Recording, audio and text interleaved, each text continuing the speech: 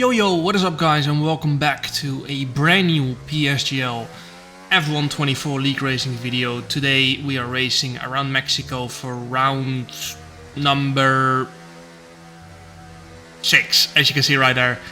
And as you can see, we got P2 now twice. One our first race with Red Bull, of course.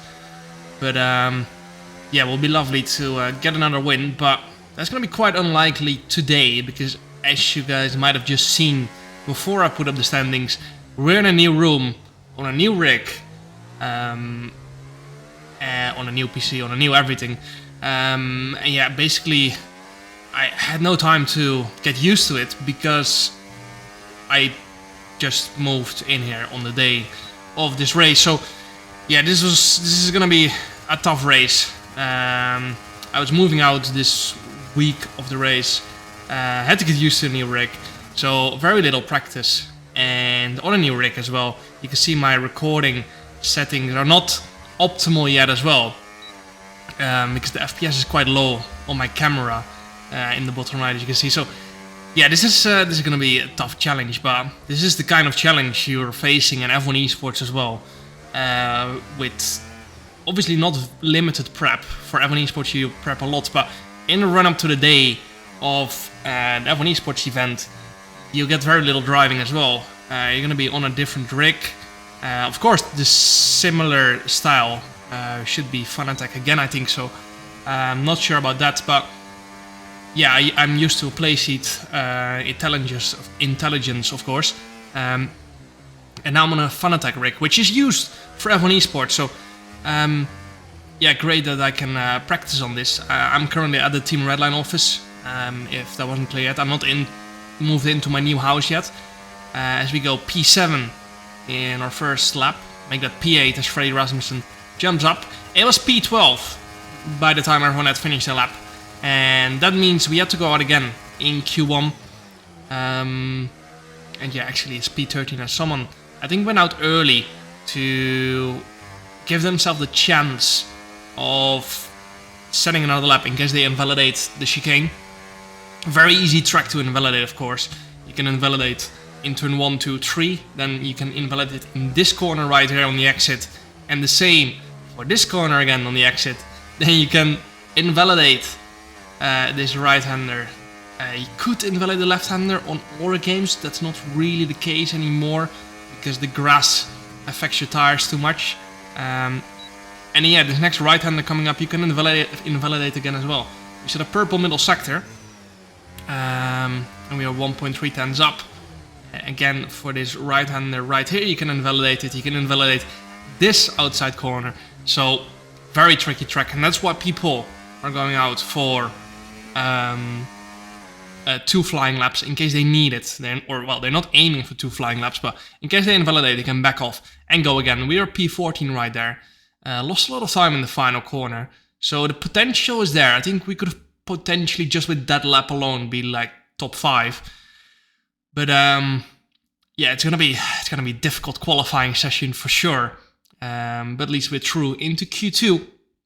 You know, not easy on a track like this with limited prep. Mexico is not an easy track because of all the dangers of invalidating, but it's also a very low mechanical grip track on the F1 game. In real life, of course, due to the altitude, there's very little downforce, which makes it hard. It's also a street track, so the surface is not very grippy as well. But on to Q2 then. This is our first lap, and we go P1, and that's because it's used tires. We're always really fast on used tires, and now again that showed. We were P1 by like 1.5 tenths to the next used tire runner. But yeah, then we bolted on a new set of tires, and as you can see, we're only like a tenth up, just over a tenth up, coming up to the line, and that only puts us P9. Yep. So that's frustrating. I don't really understand why the rest of the grid struggles so much on used tires relative to me, or why I'm so fast relative to new tires. I just don't seem to extract the performance. I don't seem to be driving on the same level. If I would, then it would be great for all my future qualifying sessions. So, but yeah, I've had this for the past few years now. It's a bit weird. But now onto our final Q2 run. And you can see we're 1.2 tenths up, heading into this fast S section, all flat out on this F1 game. I think in real F1 none of those corners are flat out. Doesn't matter. Onto the final sector we go, 1.5 tenths up. Trying to get the front end in for all these corners is very important, so we can carry the minimum speed. Little bit of understeer in that tight left-hander, and that definitely cost us some time. Through the final corner we go, 1.5 tenths up as we're P14, but it's not going to be enough. It's P12. Only shows the opposite. It's frustrating. We're P1 by 1.5 tenths after the first run, and now we're only P12. As Fabrizio Donoso, Alvaro Carreton, Jake Benham, and Shanika Clay out in Q2 as well. We're only 300s away from making it, but this was a little bit expected, you know. New rig, very limited prep. You know, the future races are gonna be fine again, qualifying pace. But yeah, today was just annoying. I just had to move out. I'm not sure if I already said this last video. I think I already said this last video. Yeah, my parents' house is under construction, and I can't move into my own new house yet. So, anyway, enough waffling about houses. Into the race we're gonna go. Starting P12 on the hard compound tires. We got Fabrizio Donoso right behind us on the mediums, and away we go. A little bit of wheel banging. I think I didn't quite see Fabrizio in the middle there. I needed the outside car. So I squeezed Fabrizio a little bit in the run up to turn 1. Now Mexico is usually quite a chaotic start. And now, you can see, it was a chaotic start again. Oh continue, please. Our teammate, Freddie Rasmussen, spins around. There's quite a big pile up there, actually. Partially caused by myself. I think Fred hit the car ahead of him, which caused a domino effect. So I hit Fred, and then because Fred slowed down so much, Fabrizio hit him as well. So a little bit of a ping pong effect right there. But everyone seems to have continued quite well. See, we are up to P11 because of the crash from Fred. Now, sorry if there's no audio sometimes, like right here. It's because we're discussing sensitive information, which I can't share in my video. Now we got Ismail Fassi down our inside into turn 1. I was trying to defend, using a lot of my battery there, braking deep into turn 1, and we managed to stay ahead just about. Had to use a lot of our battery right there, and we might have to use some again on the next DRS rate. No, we don't. We're actually fine right there. But yeah, I've got it figured out now. The setting on how I disable. How to disable my Discord volume while enabling Let's see. my F1 audio, I should say, not volume. So that's going to be fixed for future race from here on.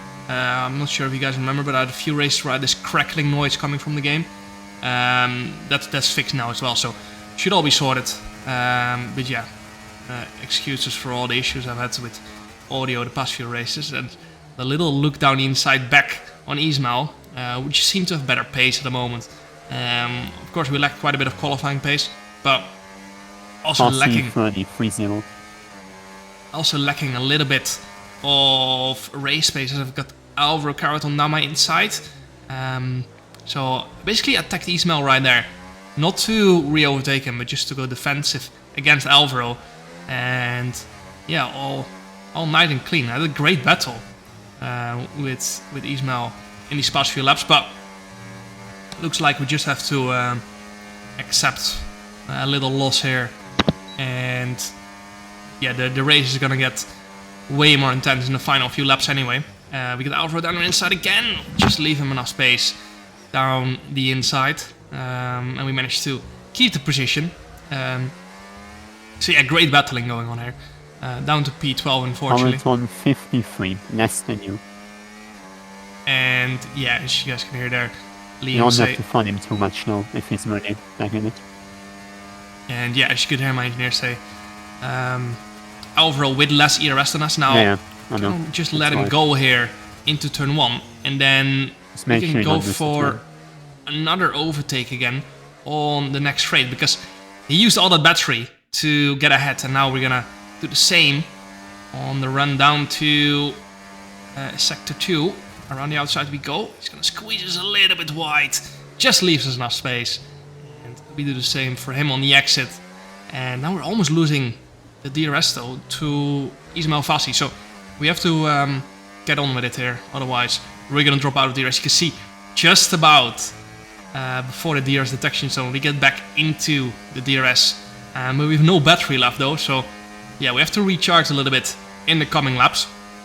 Luckily for us, that's much easier on F124 than previous games, which I think is great, more realistic, and also just better for battling. It doesn't ruin your race, and also it stops the chance of other people ruining your race on purpose, because your battery recharges so fast that it's not straight away race ending if you run out of battery. Now we have a little look down the inside of Ismail Fassi, leaving the space on the exit, and now we get a run up towards sector 2 again. Looks like we're a little bit down on straight line speed. We go down the inside of Ismail again for the next left-hander, and you can see he hits Isvan slightly there.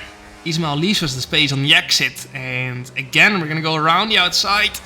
Just about leaves us enough space. And yeah, we had to back off there. We're starting to run a little bit low on the battery. Lap 17 now. We're quite far into this first stint now. Pit window has opened for sure. Before going on to medium, you can see I'm struggling with the back end. Basically, Hamilton 90 behind. 90. Basically drifting through the final corner. And now we're gonna have to go on the overtake button to try and fend off Alvaro. We can't though, and we yeah, just had to lose that position basically.